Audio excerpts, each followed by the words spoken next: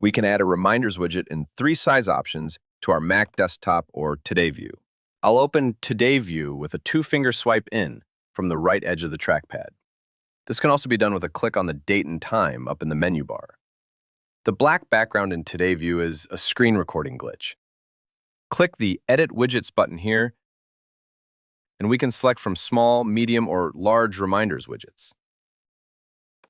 I'm going to bring in 2 of the small versions. Currently, both are displaying the home list. Right-click, and we can select from any of our lists, including the preset smart lists.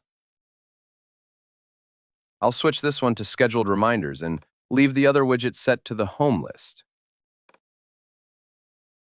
Right-click on each again to switch them to medium-sized widgets. We can mark reminders as completed directly from the Reminders widget. No need to open the app. Next, let's add a large version of the Reminders widget to the upper left of the desktop. Then, set it to display the Team Project list.